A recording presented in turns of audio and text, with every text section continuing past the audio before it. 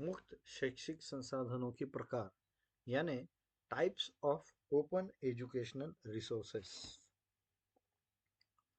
अब तक हमने समझा कि मुक्त शैक्षिक संसाधन यानी ओईआर की अवधारणा क्या है, इसकी आवश्यकता एवं महत्व क्या है, साथ ही इसकी विशेषताओं को भी हमने समझा।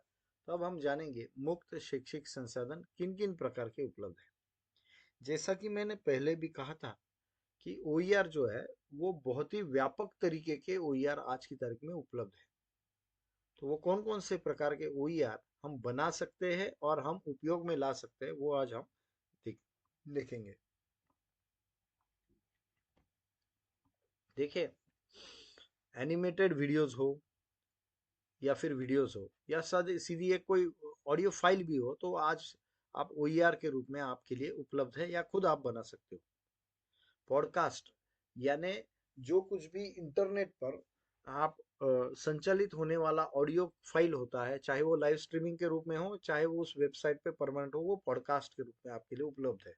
पूरे के पूरे ऑनलाइन कोर्सेस या फिर मूक्स भी आपको ओईआर के रूप में आज उपलब्ध है। लर्निंग मॉड्यूल, एक पूरा मॉड्यूल जिसमें आप कई सारे प्रकार के ओईआर भी सम्मिलित हो सकते हैं या एक से अधिक भी ओईआर सम्मिलित हो सकते हैं। वो पूरा एक लर्निंग का मॉड्यूल, एक पूरा एक मॉड्यूल भी आज एक ओईआर के रूप में उपलब्ध है। ई बुक्स, ई बुक्स यानी जो इंटरनेट आधारित या फिर हम कहेंगे डिजिटल बुक्स के रूप में भी ई बुक्स आज उपलब्ध है, वो ओईआर है, ओईआर के रूप में उपलब्ध हो सकते हैं। इसमें आप फ्लिप बुक या मल्टीमीडिया का उपयोग करते हुए बुक्स, वो भी आज ई बुक्स के रूप में, उसके कई प्रकार है, वो भी ओईआर के रूप में उपलब्ध है।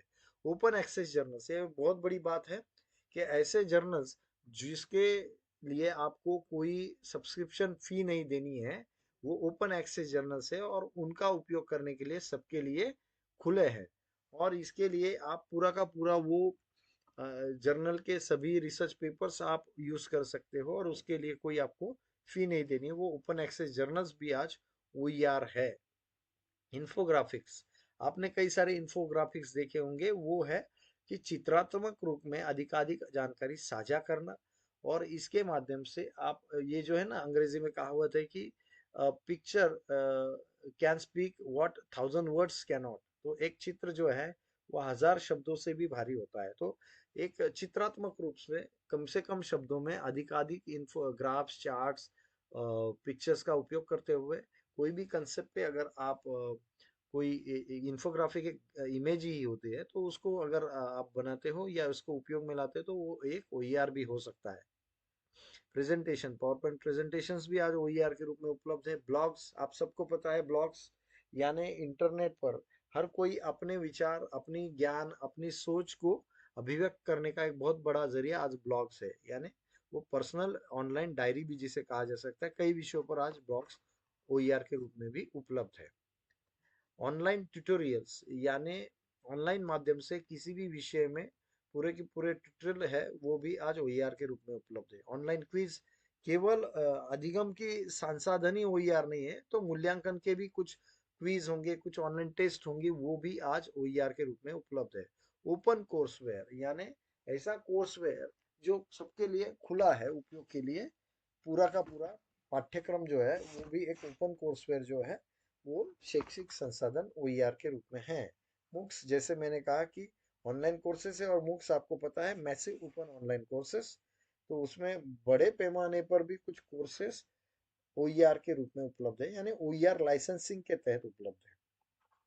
डिजिटल लर्निंग ऑब्जेक्ट्स यानी कोई भी ऐसा लर्निंग ऑब्जेक्ट जो डिजिटल है, वो चाहे एक इमेज भी हो सकती है, चाहे वीडियो, ऑडियो, पॉडकास्ट, कुछ भी हो सकता है, वो डीओ डिजिटल लर्निंग ऑब्जेक्ट हो सकता है। मैं ये इन सब की बात कर रहा हूँ और आगे कुछ और कहूंगा। तो मैं एक बात कहना चाहूंगा कि ये सामान्य रूप से कॉपीराइटेड भी हो सकते हैं, किसी एक व्यक्ति के अधिकार क्षेत्र से भी हो सकते हैं, या फिर ये ओईआर के लाइसेंस के तहत भी प्रकाशित किए जा सकते हैं। तो हम इनकी बात कर रहे हैं, वो ओईआर के लाइसेंस के तहत इन सभी प्रकार के जो शैक्षिक संसाधन है वो आते हैं, तो उनको हम ओईआर कहेंगे। और कुछ है, देखते हैं। Audio, sorry, augmented reality, virtual reality simulations, जो आज आर्टिफिशियल इंटेलिजेंस का एक बहुत बड़ा वरदान है, वो बहुत बड़ा प्रारूप है, वो एआर वीआर सिमुलेशंस है। ऑनलाइन प्रोजेक्ट्स भी है, साथ में अवधारणा मानचित्र यानी कॉन्सेप्ट मैप, मन मानचित्र यानी माइंड मैप, ई विश्वकोश यानी ई एनसाइक्लोपीडिया, साथ ही वॉडकास्ट यानी वीडियो, पॉडकास्ट को हम वॉडकास्ट कहते हैं, व्लॉग्स यानी वीडियो ब्लॉग्स, साथ ही वृत्त चित्र यानी कोई डॉक्यूमेंट्री होगी, कोई एक वेब पेज हो सकता है, चैटबॉट। आप सबको पता है चैटबॉट जो है एक सीखने का बहुत ही क्वेश्चन आंसर तरीके का एक एआई जनरेटेड बहुत ही अच्छा लर्निंग असिस्टेंट है। साथ ही सिमुलेशंस, उसके बाद वर्चुअल लैब्स। वर्चुअल लैब्स आप सबको पता होगा कि आप घर बैठे किसी भी लेबोरेटरी में ना जाते हुए भी आभासी रूप से आप प्रायोगिक कार्य कर सकते हैं, तो वो है वर्चुअल लैब्स। उसके साथ चलचित्र यानी कोई भी फिल्म होगी, एनिमेटेड जीआईएफ यानी ग्राफिक इंटरचेंज फॉर्मेट एनिमेटेड तरीके का होगा, वो भी ओईआर के रूप में उपलब्ध है। स्ट्रीमिंग वीडियोस है, गेम्स भी है।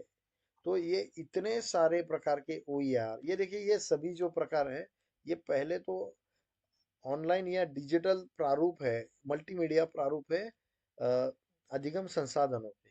और उनमें भी अगर आप लाइसेंसिंग के तहत, ओईआर के लाइसेंसिंग के तहत अगर वो आते हैं, तो वो ओईआर है जिनको हम खुद से मुक्त रूप से उपयोग में ला सकते हैं, अपने पास रख सकते हैं, साझा कर सकते हैं, पुनः उपयोग कर सकते हैं।